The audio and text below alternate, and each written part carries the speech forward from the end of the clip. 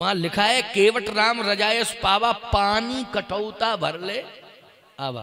पानी कठौता पानी भर के लाया है। गंगा जी के जल को पानी नहीं कहा जा सकता है, नर्मदा जी के जल को पानी नहीं कहा जा सकता है, लेकिन ये पानी भर के लाया।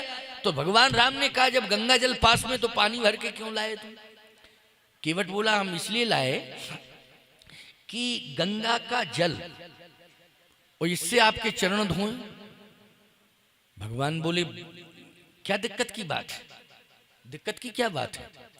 केवट बोला दिक्कत की बात यह है कि गंगा जी आपके चरण से निकली, लेकिन निकलने का जो तरीका था वो मुझे मालूम है कि कैसे निकली। कैसे निकली? कहे ब्रह्मा जी ने जब चरण धोए, हाँ धोए थे, और जब चरण धोए तो जो चरण का धोवन निकला आपका वो चरणोदक कमंडल में आ गया, और कमंडल में आया तो ब्रह्मा ने जैसे ही पान करना चाहा तो गंगा जी प्रकट हो गई। गंगा प्रकट हो गई। अरे ब्रह्मा बोले कमंडल में गंगा प्रकट हो गई। तो ब्रह्मा जी ने कहा चलो ये श्रेय मुझे मिल गया कि गंगा जी आई। तो गंगा का काम क्या है? कहे गंगा का काम ये है कि गंगा जी में जो स्नान करेगा, गंगा जल पान करेगा, उसे मोक्ष मिल जाएगा। इसलिए मोक्षदायिनी गंगा, मोक्ष देने वाली गंगा है। तो केवट कहता है कि जब चरण धोए गए थे, आपके पखारे गए थे, तब गंगा प्रकट हुई। हाँ, तो मैं ये जानता हूं कि जब एक बार आपके चरण धोए तो जो चरणोदक निकला उससे गंगा प्रकट हो गई। अब मेरा नियम तो ये है, मैं ये जानता हूं कि आपके एक बार चरण जिससे धुल गए हों फिर उससे दोबारा धोबे। जब एक बार धुल गए तो फिर दोबारा कैसे धोएं? ये मेरी समझ में बात बिल्कुल नहीं आ रही। तो तेरी समझ में क्या बात आई?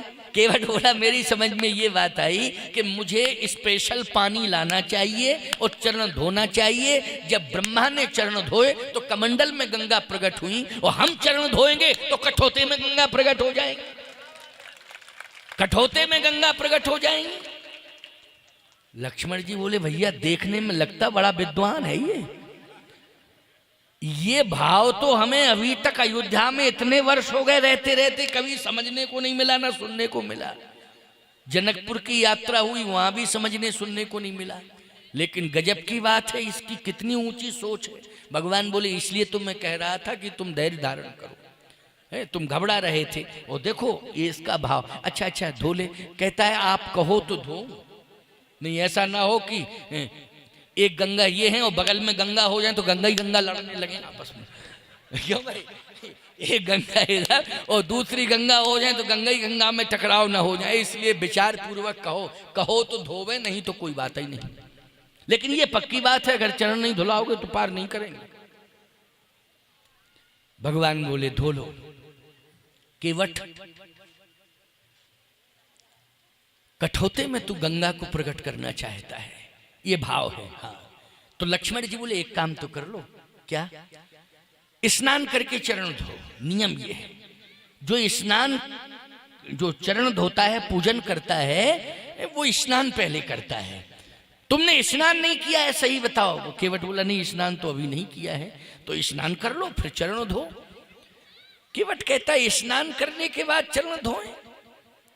हाँ, क्यों? पवित्र जब तक नहीं हो जाओगे चरण कैसे धोगे? केवट बोला पवित्र? सुनो लक्ष्मण जी, हमें स्नान करने की भी जरूरत नहीं है। क्यों? स्नान करने की जरूरत क्यों नहीं है?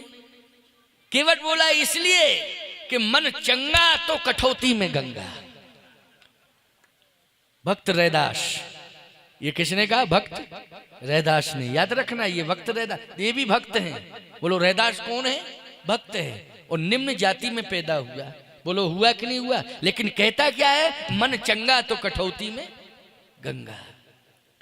सावधान, भक्त की कोई जात नहीं होती है। भक्त में भाव होता है। क्या होता है? भाव होता है। मैं एक बात आपसे कहना चाहता हूं, गंगा में कोई स्नान करता है तो गंगा जी ये पूछती हैं किस जाति के हो तुम?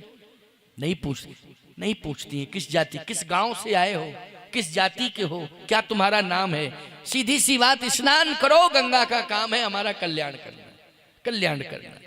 बस इसी प्रकार से समर्पण यदि आपका हो जाए भगवान के चरणों में, तो भगवान ये नहीं पूछते किस गांव से आए हो, किस जाति के हो। जैसे ही तुमने समर्पण किया तो भगवान कहते हैं बस मैंने तुम्हें अपना लिया है, मैंने तुम्हें अपना लिया है। तो भगवान कहते हैं कि जो जाति मेरी है वही जाति तुम्हारी हो गई। भक्त, जो जाति मेरी है वही जाति अब तुम्हारी हो गई है। हम महात्मा अच्युत गोत्रीय हैं। अच्युत मानी भगवान का नाम है। किसका नाम है? भगवान का नाम है। याद रखना, इस परंपरा में चाहे ब्राह्मण हो चाहे क्षत्रिय कोई भी हो, यदि वैष्णव दीक्षा लेता है तो उसे अच्युत गोत्र ही मिलता है। कौन सा गोत्र मिलता है? अच्युत गोत्र। अच्युत मानी भगवान का नाम है। क्या नाम है? वैसे जहां हमारा जन्म हुआ वो तो वशिष्ठ गोत्र में हुआ है? दुबे ब्राह्मण परिवार में मेरा जन्म हुआ, वशिष्ठ गोत्री हूं, सरजूपारीण ब्राह्मण हूं, लेकिन अब नहीं लिख सकता हूं सरजूपारीण हूं, वशिष्ठ गोत्री हूं।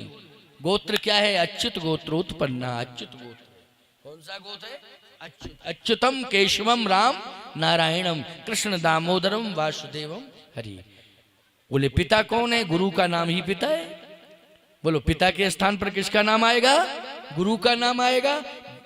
बड़े से बड़ा अनुष्ठान करूंगा, अच्युत गोत्र से ही संकल्प लूंगा। किस गोत्र से लूंगा? अच्युत गोत्र से संकल्प लूंगा। इसलिए मैं कहता हूं कि सबसे बड़ी भक्ति है, और भक्त बनकर के ही भक्ति की जा सकती है। प्यारे, भगवान ने कहा कि भैया अब तुम कठौते में गंगा प्रकट कर लो, जल्दी से जल्दी करो गंगा प्रकट, है नहीं? कठौते में ही कर लो। केवट बोला चरण तो दो। भगवान ने चरण दिया। अच्छा, जैसे चरण दिया भगवान ने तो चरण पखारने लगा। पखारने में इसे भान नहीं रहा। भान जानते हो? जिसमें भान हो, याद रखना वो क्या है? प्रेम है। और जिसमें भान ना हो, भगवान के प्रति क्या सेवा कर रहा, भान ही नहीं है, वो है प्रेम की पराकाष्ठा। क्या है? प्रेम की पराकाष्ठा। भान में प्रेम है, लेकिन भान है उसका कि मैं भगवान से प्रेम कर रहा हूं, ये भान है उसे, ये है प्रेम। लेकिन जिसमें भान ही ना रहे वो है प्रेम की पराकाष्ठा। बस यही है, केवट प्रेम की पराकाष्ठा है। उसे ध्यान ही नहीं रहा, भान ही नहीं रहा कि हम कर क्या रहे हैं। वो तो चरण हाथ में भगवान ने दे दिया, बस चरण जैसे भगवान का केवट के हाथ में आया तो कठौते में जो पानी था उस पानी से पैर पखारना शुरू किया उसने। अति आनंद उमग अनुरागा, ओ चरण सरोज पखारन लागा। चरण सरोज पखारन लागा। भगवान के श्री चरणारविंदों को अति आनंदित होकर पखारने लगा। एक चरण पखार रहा, अभी एक श्री चरण को पखार रहा है। जब काफी समय तक पखारता रहा, सावधानी से सुनना, सूर्य भगवान अस्त नहीं हुए, क्योंकि सूर्य भगवान दर्शन कर रहे हैं। क्यों? सूर्य कैसे जाएंगे जब इतना बढ़िया दिव्य अवसर दर्शन का मिल रहा है, तो सूर्य जाएंगे क्या? अब सूर्य जावे ही ना करे। लक्ष्मण जी बोले भैया सूर्य की गति रुक गई, ये तो सूर्य जा ही नहीं रहा है, गति रुक गई सूर्य की। क्या समझ में बात आई तुम्हारे कि नहीं आई? भक्त में वो ताकत है कि भक्ति के बल पर सूर्य की गति को भी रोक सकता है, सूर्य की गति को भी रोक सकता है। और भक्त में इतनी बड़ी ताकत है, यदि कोई भक्त से जुड़ जाए और भक्ति करने लग जाए तो याद रखना किसी भी प्रकार की कोई दुर्गति भी नहीं हो सकती है। सदगति ही सदगति होगी, कभी भक्त की दुर्गति नहीं होती है, सदगति होती है, याद रखना। इसलिए दुर्गति से अगर बचना है तो भक्त बनना है। क्या बनना है? दुर्गति से यदि बचना है तो क्या बनना है? भक्त बनना है। सदगति को अगर प्राप्त करना है तो क्या बनना है? भक्त बनना है। इसलिए भक्त भक्ति भगवंत गुरु चतुर नाम बपु एक, तिनके पद बंदन किए नाशहि विघ्न अनेक। आज एक चरण भगवान का पखार रहा है, पखारता ही रहा, सूर्य की गति रुक गई। सूर्य रुक गया, सूर्य की गति रुक गई। स्वर्ग में देवता दृष्टिपात कर रहे हैं, टकटकी निगाह से उसी दृश्य को देख रहे हैं कि आज भगवान का चरण किसके हाथ में है? बोले केवट के हाथ में है। बड़े बड़े योगेंद्र मुनेंद्र दर्शन करने के लिए तरसते हैं, लेकिन भगवान नहीं आते हैं। नाम नहीं आता है, जन्म जन्म मुनि जतन कराही अंतराम कही आवत नहीं। लेकिन गजब की बात यह है कि आज भगवान का चरण भगवान ने बुला करके अपना चरण दिया है। बुला करके दिया कि नहीं? आओ मेरे पास, मैं अपना चरण दे रहा हूं। बुला करके चरण दिया है। महात्मा तो बुलाते रहते हैं तब नहीं जाते हैं, यहां तो भक्त को बुला करके कहा लो चरण धो, और धो रहा है। लक्ष्मण जी ने कहा लेकिन सूर्य की गति भले ही रुक गई है, लेकिन हम लोगों की भी तो गति रुक गई अब, क्योंकि चरण ही पकड़े हो, धो ही जा रहा, हम लोग आगे नहीं बढ़ पा रहे। तो सूर्य की गति रुक गई, लेकिन हम लोगों की भैया गति, हम लोगों की भी गति रुक गई है। और ऐसा ना हो कि हम लोग जिस लक्ष्य को पाने के लिए आगे बढ़ रहे थे, तो कहीं ऐसा ना हो कि गंगा के किनारे 14 साल ना निकल जाए खड़े हो, क्योंकि ये चरण धो रहा है, गति सूर्य की रुक गई, सबकी गति रुक गई। अब ये है कि चरण ये छोड़ ही नहीं रहा है, और छोड़ नहीं रहा है, आप समझाओ तो कि दूसरा भी तो धो, दूसरा धो। अब राम जी कुछ नहीं बोले तो लक्ष्मण जी को कहना पड़ा, केवट भैया ठीक है, आपकी भक्ति से हमारे भैया प्रभावित हो गए, हम भी प्रभावित हैं, सूर्य प्रभावित है, गति रुक गई है, देवता भी प्रभावित हैं, टकटकी निगाह से देख रहे हैं, लेकिन हम लोगों की गति बढ़े इसके लिए दूसरा चरण दो। तब धोए, आप धो, दूसरा चरण धो। अच्छा, दूसरा चरण जब धोगे तुम तभी तो गति आगे बढ़ेगी, नहीं तो एक ही चरण धोने में लगे हो, दूसरा क्यों नहीं धो रहे हो? जल्दी से जल्दी दूसरा चरण प्रभु का धो, तुरंत धो। केवट बोला ये बताओ तुम कौन हो कौन? लक्ष्मण जी बोले कौन हूं? मैं प्रभु का भाई हूं। अरे तो भाई तो हो, लेकिन बोलते क्यों हो? लक्ष्मण जी ने कहा बोलना बंद, मैं बोलूं नहीं। केवट बोला आमने सामने का मैटर है, बगल वाले ना बोले, सामने आमने की बात हो रही है, जिससे मेरी बात हो रही है वो बोले, आप मत बोले। भगवान राम ने कहा तुम चुप रहो लक्ष्मण, चुप रहो, बिल्कुल बोलने की जरूरत नहीं है। लक्ष्मण जी बोले भैया जनकपुर में परशुराम जी आए तब नहीं रुके हम, आपको पता है परशुराम जी का फरसा हमारे सामने चमचमाता रहा, लेकिन हम बोलना बंद नहीं किए। भगवान राम बोले तो मतलब क्या है, तुम यहां भी बोलना बंद नहीं करोगे? लक्ष्मण जी ने कहा इस प्रकार से ये व्यवस्था में अव्यवस्था फैलाना है, गति रुकी हुई है, हम और आपको आगे बढ़ना है, वो ये एक ही पैर पकड़ के धो रहा है, दूसरा धोता नहीं है। अरे दूसरा धोएगा तब ना स्वतंत्रता मिलेगी, तब ना गति आगे बढ़ेगी। भगवान ने कहा सुनो लक्ष्मण, जनकपुर में तुमने परशुराम जी महाराज के सामने बोलना शुरू किया था, लेकिन मालूम है वो जनकपुर था, जनकपुर का मतलब ससुराल थी। हाँ ससुराल तो थी, ससुराल में दामाद को बोलने की स्वतंत्रता मिलती है। बोलो मिलती है कि नहीं मिलती है, जल्दी बोलो। ससुराल में दामाद को बोलने की छूट मिलती है, स्वतंत्रता मिलती है।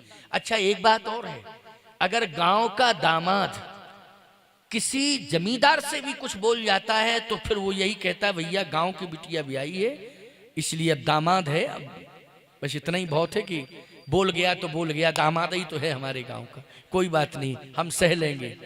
दामाद का सम्मान होता है, आज भी आदर है दामाद का, ऐसी बात नहीं है। वो ससुराल थी, तुम कुछ भी बोलते रहे, लेकिन वहां तुम्हारा बोलना किसी भी प्रकार से कहीं कोई हस्तक्षेप में नहीं आता था, क्योंकि ससुराल है, दामाद थे, बोलने की स्वतंत्रता। लेकिन ये ससुराल नहीं है, ये घर भी नहीं है, ये घाट है। हाँ घाट तो है, तो तुम्हें मालूम है अभी घर से आए, कहाँ आए? घाट पर आए, तो घर छूटा घाट मिला। अब घाट पर भी कंडीशन ऐसी कर दो कि ना घर के रहे ना घाट के रहे, तो क्या मतलब निकला? इसलिए चुप रहो, अब चुप रहो, बोलने की जरूरत नहीं है। लक्ष्मण जी बोले ठीक है भैया अब हम नहीं बोलेंगे, नहीं हाँ तो इसलिए अब बोलने की कोई आवश्यकता नहीं। प्यारे लक्ष्मण जी की बोलती बंद कर दी भगवान। बोलो किसके कारण बोलती बंद की? भक्त के कारण। कहा चुप रहो, बोलने की कोई आवश्यकता नहीं। यहाँ तुम नहीं बोल सकते हो। जबकि वहां बोलने के लिए छूट दी थी, जनकपुर में तो राम जी ने बोलने की छूट दी थी कि थोड़ा बोल लो, लेकिन यहां भगवान ने बोलने की छूट नहीं दी। क्यों? परशुराम जी भगवान हैं और केवट क्या है? भक्त है। बोलो है भक्त की नहीं? परशुराम जी भगवान है, भगवान के सामने लक्ष्मण को बोलने की छूट दे दी, लेकिन केवट भक्त है, भगवान नहीं है, भक्त है, इसलिए बोलने के लिए भगवान ने मना कर दिया, छूट नहीं दी। कहा रुकिए, बोलने की जरूरत नहीं है, इस समय तुम्हें चुप ही रहना है, मेरी आज्ञा है। लक्ष्मण जी बोले ठीक है। तो इसका मतलब ये भगवान से भी ज्यादा महिमा किसकी है? बोलो, भक्ति की है कि नहीं? मोरे मन प्रभु अस विश्वासा, राम ते अधिक राम कर दासा, राम ते अधिक राम कर दासा। राम जी से अधिक राम जी के दास की महिमा है। भगवान ने कहा तुम्हें शांत रहना, बोलने की जरूरत नहीं। लक्ष्मण जी बोले नहीं बोलूंगा, कोई दिक्कत नहीं, नहीं बोलूंगा, आप मना कर रहे हैं। भगवान ने धीरे से कहा दूसरा चरण भी धो लो, दूसरा चरण धो लो। केवट बोला दिक्कत हो रही क्या? भगवान बोले दिक्कत भी हो रही है और गति भी रुकी है और दिक्कत भी हो रही है। क्या दिक्कत हो रही? भगवान बोले एक पैर के बल खड़ा हूं ना, क्योंकि मैं खड़ा हूं तुम बैठ के धो रहे हो, तो जब धोने वाला बैठा हो और धुलवाने वाला खड़ा हो तो बोलो एक ही पैर के बल खड़ा होगा कि नहीं?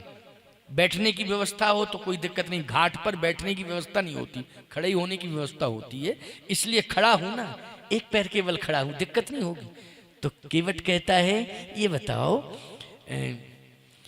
मनु शत्रुपा को कितने वर्ष तक खड़ा रहना पड़ा था?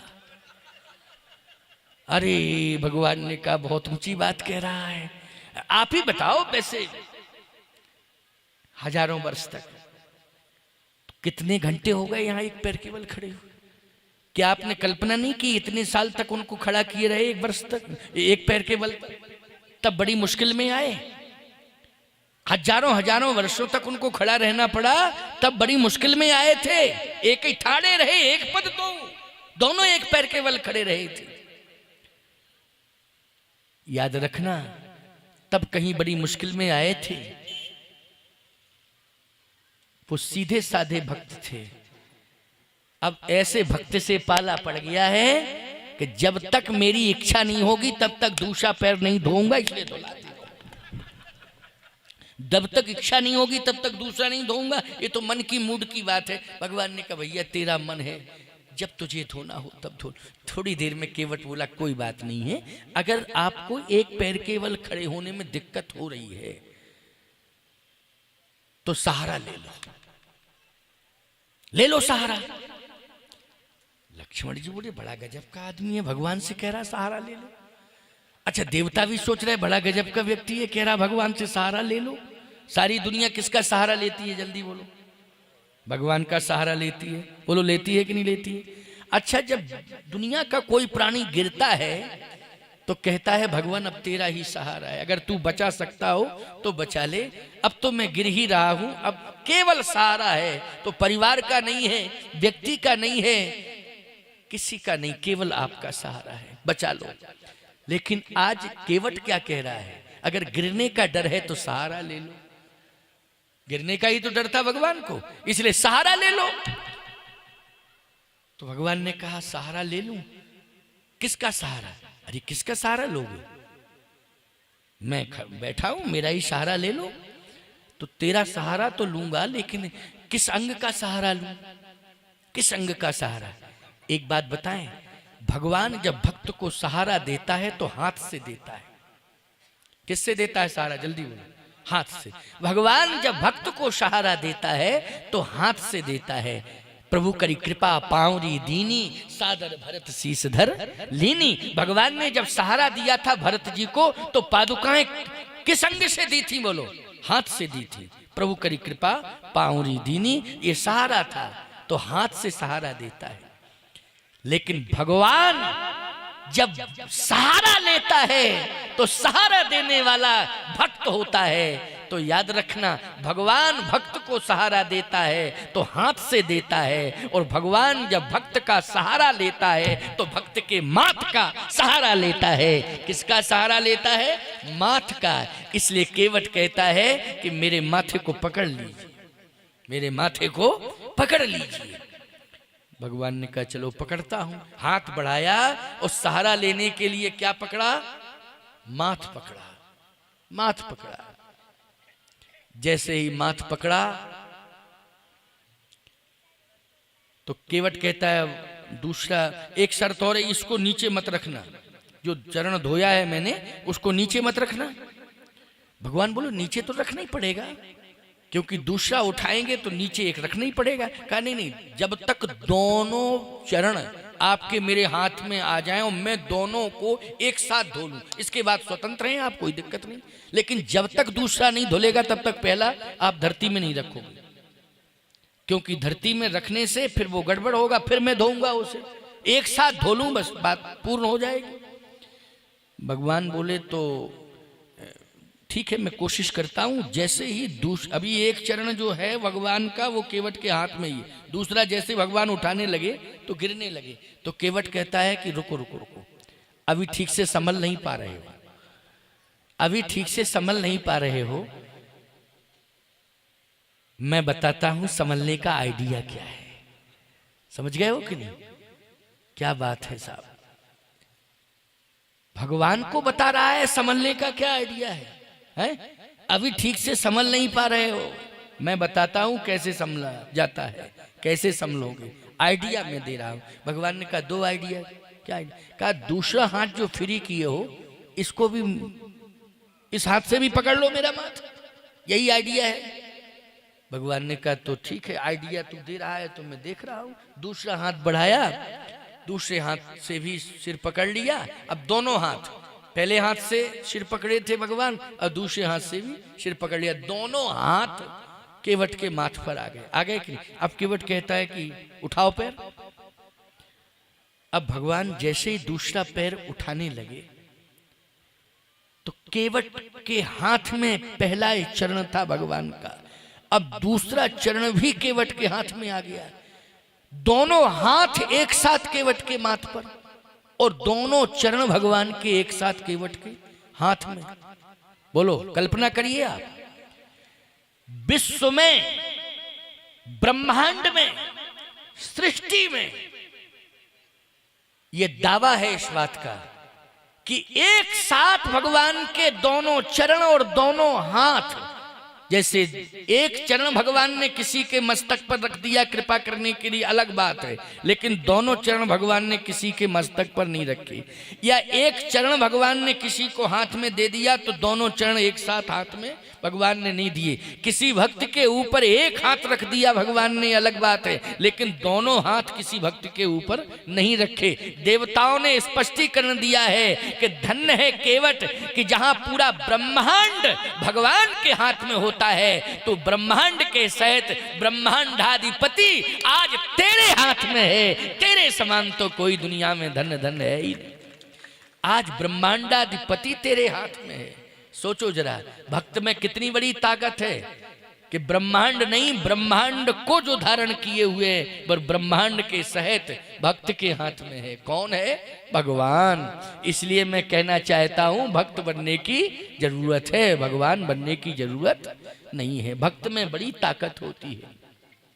बरस सुमन सुर सकल सिहाही, यही सम पुण्य पुंज को नाही। 33 करोड़ देवता एक साथ पुष्पों की वर्षा कर रहे हैं। भरत चरित्र में एक चौपाई आती है कि 33 करोड़ देवता भरत जी के लिए भी क्या कह रहे थे? धन्य भरत जय राम गुसाई, ओ कहत देव हर्षित बरियाई। देवता भरत जी के लिए धन्य धन्य धन्य धन्य कह रहे थे। क्या कह रहे थे? भरत धन्य है, धन्य है, धन्य है। लेकिन केवट के लिए तो देवता वाणी से धन्य धन्य भी कह रहे हैं और पुष्पों की वर्षात भी कर रहे हैं। ऐसा भक्त है कौन? केवट। इसलिए गोस्वामी जी कहते हैं बरस सुमन सुर सकल सिहाही, यही सम पुण्य पुंज को नाही। इसको पुण्य पुंज कहा गया है। समझ में बात आई कि नहीं? पुंज कौन देता है? प्रकाश सूर्य देता है, बोलो देता है कि नहीं? लेकिन ये पुण्य पुंज बन गया। एक सूर्य है जो संपूर्ण संसार को प्रकाश देता है, लेकिन भक्त केवट ऐसा सूर्य बन गया है। अरे वो सूर्य तो केवल दिन में ही प्रकाश देता है, रात्रि में अंधकार कर देता है। लेकिन केवट ऐसा भक्त है, पुण्य पुंज है, कि जो दिन रात प्रकाश ही प्रकाश देता रहता है, दिन रात भक्तों का कल्याण करता है। ये केवट का चरित्र है। जो सुनेगा उसको दिन रात प्रकाश प्राप्त होगा, वो कभी अंधकार में जाएगा ही नहीं, उसे कभी जीवन में अंधकार मिल ही नहीं सकता है। ये पुण्य पुंज, ये पुण्यों का सूर्य बन गया है। किसका सूर्य बन गया है? पुण्यों का सूर्य बन गया है। इसलिए मैं कहना चाहता हूं कि जो भौगोलिक दृष्टि से सूर्य प्रकाश दे रहा है, जिसमें देवत्व है, याद रखना वो केवल प्रकाश देने वाला सूर्य है। लेकिन भक्त जो होता है वो पुण्य पुंज होता है, दिन रात प्रकाश देता रहता है। उसके प्रकाश के द्वारा संपूर्ण संसार का कल्याण होता है। इसलिए भक्त जो है क्या होता है? पुण्य पुंज, पुण्यों का सूर्य। किसका सूर्य होता है? भक्त पुण्यों का सूर्य होता है। तो जो प्रकाश देने वाला देवत्व जिस सूर्य में है, उससे भी महिमा मंडित होता है पुण्यों को देने वाला सूर्य। इसलिए भक्त जो होता है वो पुण्यों का सूर्य हुआ करता है। आज भक्त केवट को देवताओं ने कहा है, स्वयं सूर्य उसमें शामिल कौन है? स्वयं सूर्य भगवान शामिल हैं, जो कहते हैं यही संपूर्ण पुंज को नहीं, तेरे समान कोई पुण्य पुंज नहीं है संसार में। अब आगे सुनिए। जब दोनों चरण भगवान के पकड़ गए तो भगवान ने कहा अब ठीक है, अब संतुष्ट हो, अब मुझे पार करो, अब विलंब मत करो, अब मुझे जल्दी से जल्दी पार करो। तो केवट कहता है एक मिनट धैर्य धारण करो, ज्यादा घबराने की जरूरत नहीं है। इतने क्यों घबरा रहे हो? भगवान ने कहा कि घबरा नहीं रहा हूं, लेकिन व्यवस्था के अंतर्गत बोल रहा हूं कि भाई अब चरण धो लिए हैं तो अब पार करो। क्यों भाई? चरण धो लिए हैं तो पार करो। करना चाहिए कि नहीं करना चाहिए?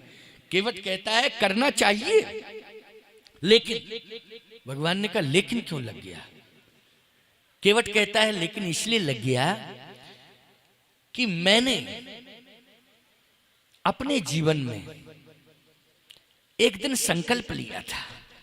क्या संकल्प लिया था? कहां लिया था? बोले यज्ञ की भूमि पर संकल्प लिया था। भगवान ने कहा यज्ञ कराया तूने? कई यज्ञ सबके साथ जुड़ा रहता है, जिसका विवाह होता है वो यज्ञ ही होता है। क्यों भाई? विवाह सबके साथ जुड़ा रहता है ये यज्ञ का अवसर। तो केवट बोला कि वो यज्ञ की भूमि ही तो थी, मंडप के नीचे मैंने एक संकल्प लिया था। क्या संकल्प लिया था? कि मैं केवल वंश वृद्धि के लिए ही विवाह नहीं कर रहा हूं, कि केवल वंश चलाना है। वंश वृद्धि के लिए तो रावण ने इतनी बड़ी वंश वृद्धि की कि 1 लाख पूत 1.25 लाख नाथ। क्यों भाई? लेकिन वंश चल पाया उसका? जल्दी बोलो। रहा न कोकुल रोवन हारा। आजकल लक्ष्य तो लोगों का यही रहता है ना, मंडप के नीचे वंश वृद्धि। क्या होना चाहिए? वंश वृद्धि। केवट ने कहा केवल वंश वृद्धि का ही संकल्प नहीं होना चाहिए। फिर वंश तो तब चलेगा जब संतान में संस्कार अच्छे होंगे। तब बोलो भाई, जब संतान में संस्कार अच्छे होंगे तब ना वंश चलेगा। और संस्कार ही अच्छे नहीं है तो वंश डूबेगा कि चलेगा? बोलो। वंश डूबेगा, वंश नष्ट हो जाएगा। तो केवट ने कहा कि मैंने मंडप के नीचे ये प्रतिज्ञा की थी कि मैं वंश को चलाने के लिए ही संतान को जन्म नहीं दूंगा, बल्कि संतान को मैं संस्कार दूंगा। क्या दूंगा? संस्कार दूंगा। और हे प्रभु, इससे बड़ा संस्कार और क्या हो सकता है? इससे बड़ा संस्कार कोई दूसरा नहीं हो सकता है कि आप आए और आपके चरणों से मैं अपनी संतान को न जोड़ूं। बोलो भाई, इससे बड़ा संस्कार और क्या हो सकता है? आप आए और अपनी संतान को आपके चरणों से न जोड़ूं। तो भगवान ने कहा कि संतान को गांव गया था तो लेता आता साथ में है, लेकिन गांव गया पानी भर के लाया और कहता है अब संतान को जोड़ना है।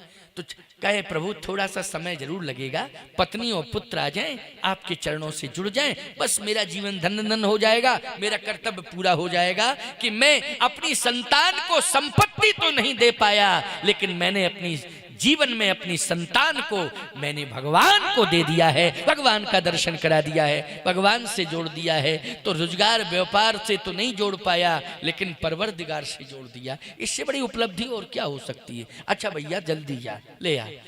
दौड़ा दौड़ा गया, पत्नी और पुत्रों से कहता है जल्दी चलो, भगवान खड़े हैं, भगवान का दर्शन करो, दर्शन करो।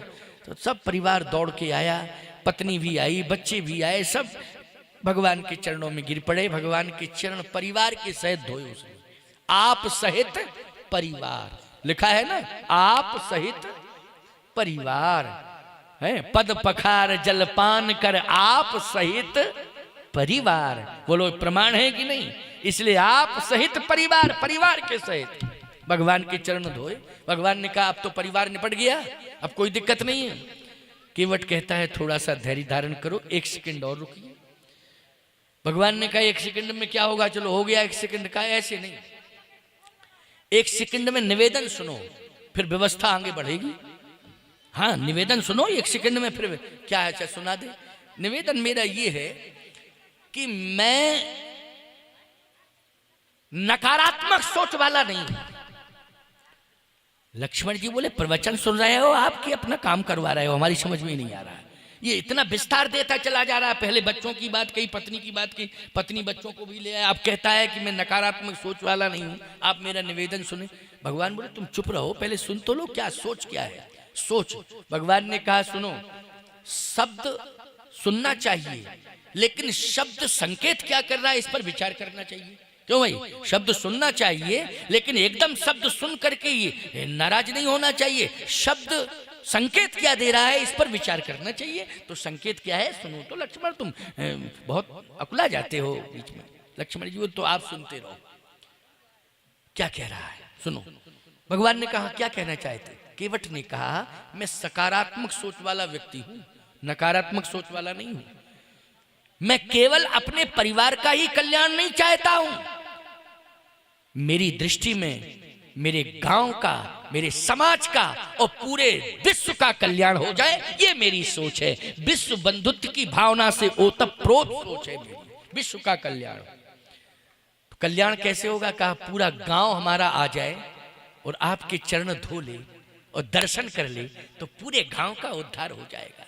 अच्छा एक बात बताओ, ये आयोजन व्यक्तिगत रूप से ओम प्रकाश पांडे ने किया, बोलो किया कि नहीं किया। लेकिन सोच क्या थी कि महाराज जी आ जाएं तो पूरे क्षेत्र को जोड़ दूं, कथा सुने दर्शन करें, यही सोच थी कि नहीं थी। नहीं तो बुला लेते हमको और कहते महाराज जी व्यक्तिगत रूप से हम आपको बुला रहे हैं, आपका सम्मान दक्षिणा जो भी होगी देंगे, लेकिन आप कमरे के अंदर होंगे, हम कुंडी अंदर से बंद करेंगे और आप सुनाएंगे और हम सुनेंगे। ज्यादा से ज्यादा हमारे 2-4 परिवार के लोग होंगे, वो कमरे के अंदर सुनेंगे, बस आपको तो आना है।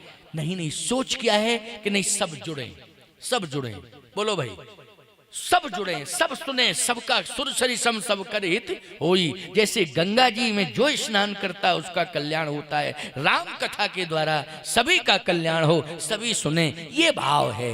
तो ये भाव यानी विश्व बंधुत्व की भावना को प्रेरित करता है। इस तरह की उदारता होनी चाहिए। तो उदारता केवट कहता है मैं चाहता हूं कि पूरा गांव आपका चरण धोए और गांव चरण धो करके अपना उद्धार करे, कल्याण करे, ये मेरी सोच है। मैं केवल अपने सीमित परिवार तक नहीं हूं, मैं पूरे गांव को अपना परिवार मानता हूं। भक्त जो होता है, मैंने क्या बताया, वो किसी भी जाति में पैदा हो लेकिन वो सबको अपना मानता है। भक्त वो होता है जो सबको अपना मानता है, वही भक्त है। यही सोच होनी चाहिए। केवट कहता है सभी ग्रामवासियों को आपके चरणों से जोड़ दूं। भगवान ने कहा अच्छी सोच है इसलिए मैं स्वागत करता हूं, जाओ बुलाओ, सोच अच्छी है इसलिए मैं स्वागत करता हूं, बुलाओ जल्दी। दौड़ा दौड़ा गया, पूरे गांव में डिनोरा पीट दिया उसने, पूरा गांव इकट्ठा हो गया। भगवान आ गए, भगवान आ गए, बहुत अच्छा किया केवट तुमने, बहुत अच्छा किया। याद रखना राजा के प्रति जितनी जनप्रियता नहीं है नगर के लोगों की भक्त के प्रति, उतनी जनप्रियता आ गई। समझ में आई बात कि नहीं? राजा के प्रति नहीं, जितना भक्त, इतनी अच्छी सोच कि भगवान आए, भगवान से जोड़ रहा, पूरा गांव इकट्ठा हो गया साहब, पूरा गांव इकट्ठा हो गया, सारा गांव भगवान के चरणों में पड़ा है। अब पैर धुलाई शुरू। लक्ष्मण जी बोले अब तो और गति रुक गई, क्योंकि पहले अकेला धो रहा था, फिर बच्चों के साथ धोया, पूरा गांव धो रहा है। अब पूरा गांव धोएगा तो बोलो गति रुकेगी कि नहीं रुकेगी? अब लक्ष्मण जी मुंह लटकाए खड़े हैं। किशोरी जी बोली क्यों, क्या बात है, नाराज से हो गए हो क्या? लक्ष्मण जी बोले हमारी समझ में एक ही बात आ रही कि 14 साल तक यहीं खड़े रहे भैया और पांव पखराई होती रहे, और जितने भी रिश्तेदार हों नातेदार हों सबको ये बुलाता रहे, और बस आगे राक्षसों से क्या लेना देना, मरे चाहे ना मरे राक्षस है, क्योंकि बस भैया को यही आनंद मिल गया कि पैर धुल रहे हैं उनके। जानकी जी ने कहा नहीं नहीं, अभी समझो, समझने की कोशिश करो, घबराओ नहीं। पूरे समाज ने भगवान के चरण धोए साहब, आप सहित परिवार। इसका अर्थ केवल 4 लोगों तक सीमित नहीं है, आप सहित परिवार का अर्थ ये भी हो सकता है कि पूरे गांव को अपना परिवार मानता था, पूरे समाज को अपना परिवार मानता था। और भगवान के चरण जब सबने धोए तो केवट को इतना धन्यवाद दिया सबने, इतनी दुआएं दी, इतनी दुहाई दी केवट की कि सभी देवता तो अभी प्रशंसा कर ही रहे थे, बरस सुमन सुर सकल सिहाई यही संपूर्ण पुंज को नहीं, लेकिन अब तो पूरा समाज केवट को दुहाई दे रहा है। आज भगवान के चरण पखारे गए, सभी ने भगवान के चरण पखारे। अब भगवान कहते हैं अब तो सब पूरा गांव निपट गया, अब पार कर दो। बोला हाँ करना तो चाहिए, लेकिन भगवान ने कहा लेकिन अब कौन रह गया है? अब कोई रह गया? बोले पुरखे और रह गए, हमारे पुरखे। अब लक्ष्मण जी आ गए आगे, बोले सुनो भैया, ये पुरखों की बात कर रहा है, मेरी समझ में एक बात नहीं आ रही कि इसके पुरखे पैदा कहां हुए थे। केवट बोले कहां हुए थे? सिंगबेरपुर में हुए थे। उस समय गंगा जी नहीं थी क्या? है केवट बोला गंगा जी तो अनादिकाल से हैं, तो तेरे पुरखे यहीं पैदा हुए? हाँ। अच्छा मरे कहां थे? कहे मरे यहीं सिंगबेरपुर में। बोले रहे कहां थे? अरे बोले रहे यहीं, पैदा यहीं हुए, रहे यहीं, मरे यहीं। तो लक्ष्मण जी बोले गंगा, कोई कहीं मरता है कहीं पैदा होता, लेकिन अस्थि विसर्जन गंगा में होता है, इसलिए होता कि अस्थि विसर्जन हो जाए तो तर जाएगा, लेकिन तेरे पुरखे यहीं रहे यहीं मरे और फिर भी नहीं तरे। और तेरे पुरखे रह गए कि उनको तारना है तारना है तारना। समझ में बात नहीं आ रही है? कितना दिमाग खराब हो रहा है। केवट बोला डिस्टर्ब मत करो, मुझे अपना काम करने दो। भगवान ने कहा तुम्हारे पुरखे रह गए? केवट बोला हाँ पुरखे रह गए। अच्छा पुरखे तरे क्यों नहीं? भगवान ने कहा जब पुरखे तेरे गंगा के किनारे रहे यहीं मरे तो तरना चाहिए था, तरे क्यों नहीं?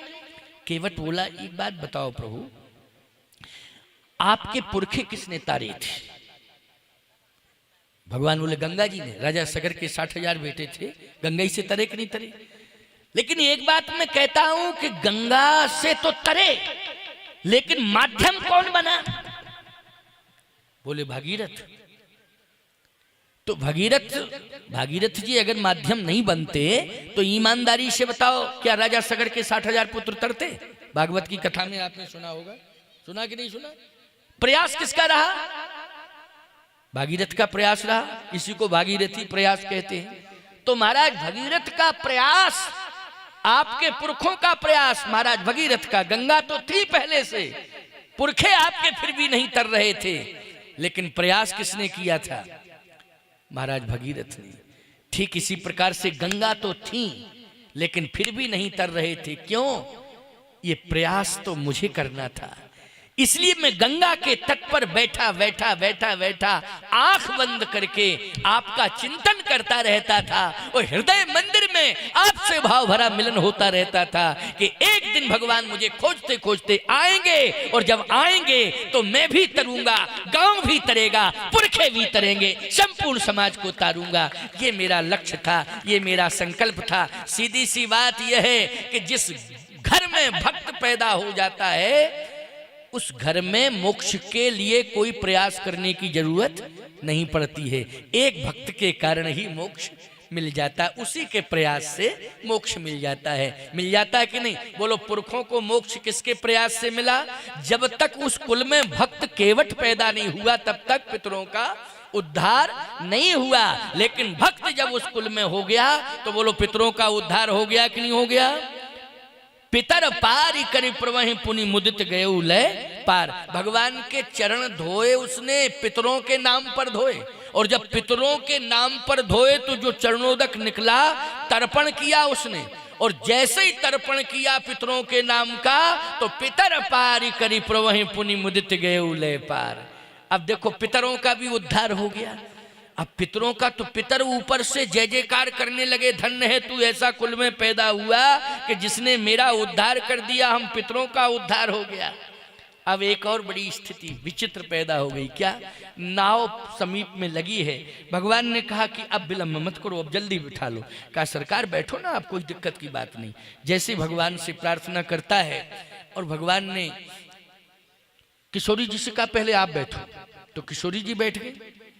अब भगवान ने बैठने का मन जैसे ही बनाया तो केवट कहता है कि प्रभु ज्यादा विलंब हो रहा हो तो शीघ्रता की जाए, क्योंकि आप ही विलंब विलंब कह रहे थे, अब विलंब ना किया जाए, अब तो शीघ्रता ही। भगवान बोले देखो देखो अब धैर्य धारण करो, कम से कम बैठने के लिए सावधानी में बैठना चाहिए, किसी भी साधन वाहन में बैठो तो सावधान। भगवान ने कहा बैठ रहा हूँ। किशोरी जी को बिठाला और स्वयं बैठे, लक्ष्मण कुमार जी बैठ गए। कहा केवट अब नाव चलाओ। केवट ने कहा बैठ गए हो ठीक से? हाँ। कोई दिक्कत? कोई दिक्कत नहीं। कोई समस्या? कोई समस्या नहीं। मैं चलूं? पतवार हाथ में ली और जैसे ही पतवार हाथ में लेकर के नाव चलाई तो साहब नाव चली, और चलते चलते नाव जैसे ही बीच मझधार में पहुंची तो एकदम चीख पड़ा, बड़ी जोर से चीख पड़ा, बचाओ बचाओ बचाओ बचाओ, रक्षा करो रक्षा करो रक्षा करो रक्षा करो। पतवार छोड़ दी। लक्ष्मण जी बोले ये क्या हो गया, ये पतवार क्यों छोड़ दी? कहता बचाओ बचाओ रक्षा करो रक्षा करो रक्षा करो। भगवान ने कहा अब समझता हूं। लक्ष्मण जी बोले दिमाग खराब है इसका क्या? पतवार क्यों छोड़ी और कहता बचाओ बचाओ रक्षा करो रक्षा करो? पतवार हाथ में हो और कोई खतरा हो तब तो बात बनती है। पतवार छोड़ने के बाद कह रहा बचाओ बचाओ रक्षा करो जब पतवार ही छोड़ दी तो डूबना तो है ही ना हो। और पतवार अगर पकड़े हो तब कहता बचाओ बचाओ रक्षा करो तब तो बात बन रही। पतवार छोड़ने के बाद कहता बचाओ बचाओ रक्षा करो। जैसे कोई ड्राइवर गाड़ी चला रहा हो और स्टीयरिंग छोड़ दे और कहे बचाओ बचाओ बचाओ रक्षा करो। अरे तो स्टीयरिंग तो पकड़ पहले बंदे, तब तो बात बनेगी। स्टीयरिंग छोड़ देगा तो कौन बचाएगा तुझे? क्यों? तू मरेगा और जितने बैठे हैं सब मरेंगे। तो पतवार छोड़ के कहता बचाओ बचाओ बचाओ बचाओ रक्षा करो। पतवार छोड़ दी उसने, भगवान का चरण पकड़ लिया, कहा मेरी रक्षा करो, मुझसे भूल हो गई। भगवान ने कहा क्या भूल हो गई? लक्ष्मण जी बोले हम लोगों से भूल हुई, तेरे विश्वास में आके बैठ गए। अगर ये जानते कि तू बीच मझधार में पतवार छोड़ देगा तो हम बैठते, कहीं विश्वास में बैठ गए। केवट बोला ये बहुत डिस्टर्ब करते हैं बीच बीच में बोल के, हमारी आपकी बात हो रही है और ये समझते नहीं। भगवान ने कहा तुम चुप तो रहो, पहले समझने तो दो। लक्ष्मण जी बोले क्या चुप रहे, नाव तो भंवर में फंस गई, चक्कर काट रही है, और थोड़ी देर में अगर पानी भर गया तो सभी नीचे चले जाएंगे, पूरे के पूरे सब डूब जाएंगे भैया, इसलिए घबराहट पैदा हो। भगवान ने कहा केवट भाई को घबराहट लग रही है, इसलिए थोड़ा सा पतवार पकड़ लो और पार कर दो। पार करने के बाद फिर उस तट पर बैठ के पंचायत होगी, बातचीत होगी, लेकिन अभी तो तुम पतवार पकड़ो। केवट बोला यही तो भूल हो गई मुझसे। क्या भूल हो गई? भूल यही हो गई है कि सारे संसार को आप पार करते हैं और मैं कितना अज्ञानी हूं जो आपको पार कर रहा हूं। इससे बड़ी भूल और क्या हो सकती? लक्ष्मण जी बोले दुनिया भर की बहस कर रहे थे वहां तट पर खड़े खड़े, तब ये सब समझ में नहीं आ रहा था। अब जब मझधार में नाव आ गई तब ये भाव समझ में आया है कि सारे संसार को पार करने वाले आप हैं, मैं आपको पार कर रहा। सीधी सी बात है, पतवार उठा लो, हाँ पकड़ो और पार करो। तो केवट तो पहले बैठ के बातचीत कर रहा था पैर पकड़ के। लक्ष्मण जी ने जहां आंख निकाल के कहा पतवार पकड़ो, नहीं तो समझ लेना ये धनुष बाण देख रहे हो, तो केवट सीधा लेट गया नाव। भगवान ने कहा ये क्या कर रहे हो? लक्ष्मण जी बोले अभी तो बैठे थे, अब लेटे क्यों हो? नाव कौन चलाएगा?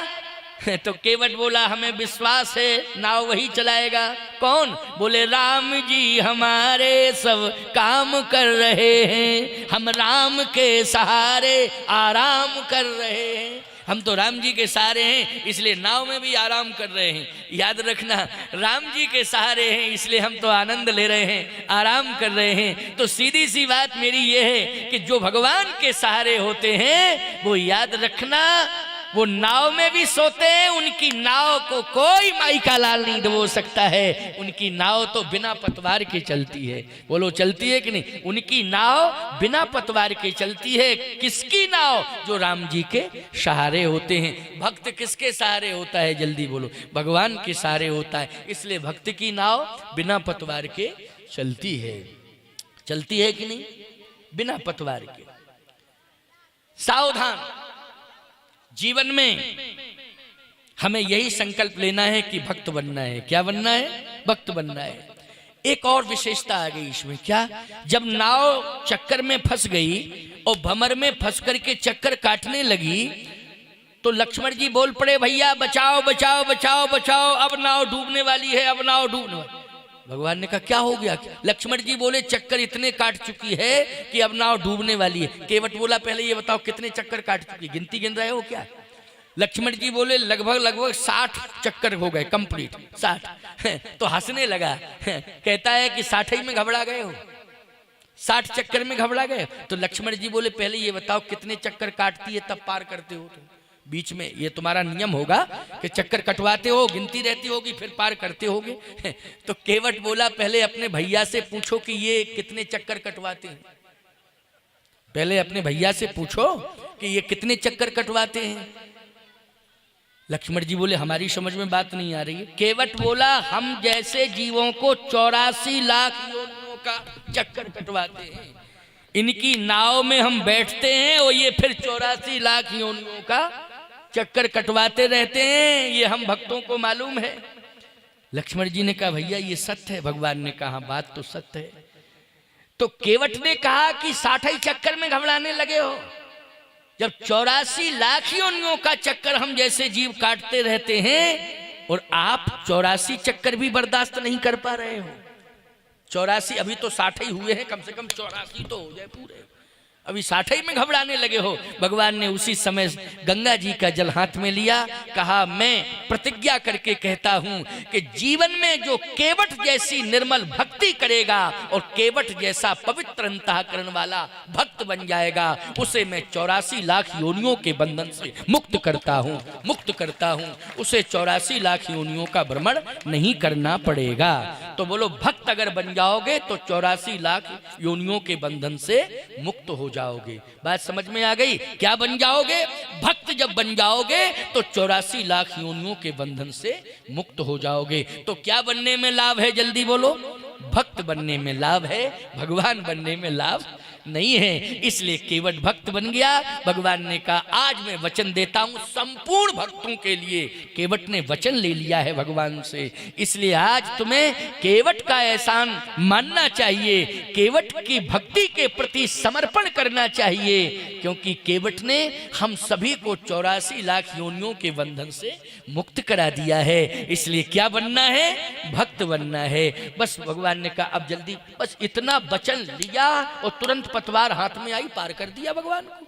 वो तो ये चाहता ही था कि मुझे वचन लेना, भगवान को पार कर दिया। और जैसे भगवान को पार किया, अब आप सुनो अंतिम भाव है, ये अंतिम भाव है। आज मैंने भक्त केवट के चरित्र को इसलिए सुनाया क्योंकि इन चारों में सबसे पहला नाम आया है भक्त का। कौन? भक्त, भक्ति, भगवंत और गुरु। इनमें पहला नाम किसका आया है?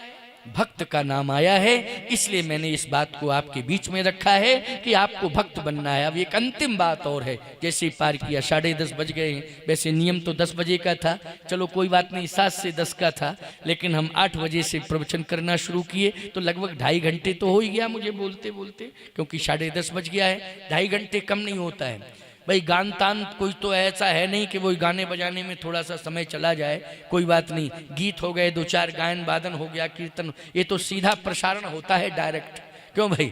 डायरेक्ट प्रसारण होता है सीधा, तो भाई 2.5 घंटे बहुत हो जाता है। लेकिन चलो 5-7 मिनट की बात और सुनो, इसके बाद में फिर वाणी को विश्रामित करूंगा और वाणी को विश्रामित करने के बाद में फिर आप सबको आरती के लिए प्रेरित करूंगा। कल फिर मैं आऊँगा, समय से ही आ जाऊँगा क्योंकि मैंने ऐसा नहीं है कि एक ही दिन का समय दिया हो, मैंने 2 दिन का समय ओम प्रकाश जी को दिया है कि मैं 18 और 19 में रहूंगा। और ये भी कहा था, कार्यक्रम कब तक है वैसे? 20 तक है, 21 को, अच्छा 21 को पूर्णाहुति होगी है ना, तो 20 अच्छा हाँ, तो कार्यक्रम तो अभी लगता है चलेगा ही, वो चलता रहेगा। लेकिन मैंने तो ये कहा था कि यदि मैं 18 को नहीं आ पाया तो 19-20 दे दूंगा, लेकिन 18 को ही आ गया है ना, समय से आए। चलिए अभी तो मैं रुका हूँ, अभी तो कल तो कन्फर्म ही है, परसों भगवान के ऊपर है, ठाकुर जी के ऊपर है, ठीक है। चलो ठाकुर जी की इच्छा कोई बात नहीं, ठाकुर जी की, देखो मैंने क्या कहा, भगवान की इच्छा में हमारी इच्छा है नहीं, ठाकुर जी की इच्छा है। लेकिन आओ सुनो जरा, अंतिम बात सुन लो, इसके बाद फिर आरती होगी। उतर ठाड़ भय सुरसरी रेता, सिए राम गोहे लखन समेता। भगवान को गंगा जी से पार करा दिया, उस तट पर पहुंचा दिया। जैसे उस तट पर पहुंचे भगवान, तो केवट ने जैसे ही देखा कि भगवान नाव से तट पर पहुंचे, नाव से उतरकर, तो केवट तुरंत दौड़ के आया, उसने साष्टांग दंडवत किया। केवट उतर, देखिए भगवान ने ये नहीं कहा कि मैं जा रहा हूं तब दंडवत करना चाहिए, मैं जा रहा हूं, लेकिन नहीं, केवट उतरा दंडवत कीन्हा,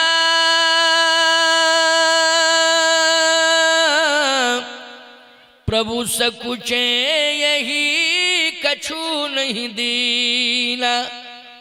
जैसे केवट ने दंडवत किया तो भगवान को यह संकोच हुआ कि मैंने इसे कुछ दिया नहीं। अच्छा, वो मांगना भी नहीं चाहता था, लेना नहीं, पद कमल धोए चढ़ाए नाव न नाथ उतराई चो, लेकिन भगवान को संकोच लगा कि मैंने कुछ दिया नहीं। अच्छा, भगवान को संकोच क्यों लगा? केवट ने उतरते ही दंडवत किया तो भगवान को ऐसा लगा कि ये सोच रहा है कि कुछ मुझे मिल जाता, अब मेरे पास है ही नहीं देने के लिए, तो भगवान संकोच में आ गए। जबकि ये भाव उसका था ही नहीं, वो लेने देने वाला भाव नहीं था उसका। इतना भावुक हो गया था वो कि उसे ये भान ही नहीं रहा कि मुझे कब दंडवत करना चाहिए। वो तो भगवान उतरे, उसने साष्टांग दंडवत किया, उसे ये भान नहीं रहा, उसने तुरंत दंडवत किया, तुरंत दंडवत। एक बार क्या हुआ, एक ने निमंत्रण किया तो आरती पूजा करता रहा, सब करता रहा, और नारियल वस्त्र कपड़े सब दान दे दिए, भेंट कर दिए। अब बैठा, हमने कहा भोजन के लिए बुलाया था, दक्षिणा सब पहले ही दे दी, बस अब भोजन क्या मतलब है, भोजन आज भोजन मिलेगा ही नहीं क्या। अब मैं सोचा कि चलो कोई बात नहीं, अब वो हाथ जोड़े बैठा, इतना भावुक हो गया, हाथ जोड़े बैठा। मैंने कहा ऐसा है, भोजन है, बोले भोजन तो रह ही गया है, भोजन की वो, अरे हमने कहा इसको ये भाने ही नहीं रहा कि भोजन कराना है, अगर इसी चक्कर में हम पड़ जाते तो भूखों ही मर जाते, क्यों भाई हैं। लेकिन वो इंतजाम सब कुछ था, लेकिन इतना भावुक हो गया कि उसे ये भान ही नहीं रहा कि मुझे भोजन भी कराना है। समझ में बात आई कि नहीं? केवट भी इतना भावुक हो गया कि उसे पता ही नहीं कि भगवान जाएंगे तब दंडवत करेंगे, तब आशीर्वाद लेंगे, उतर के सीधा साष्टांग दंडवत, साष्टांग प्रणिपात हो गया। भगवान को लगा कि इससे मैंने कुछ दिया नहीं, कुछ नहीं दिया, इसे देना चाहिए। अब मेरे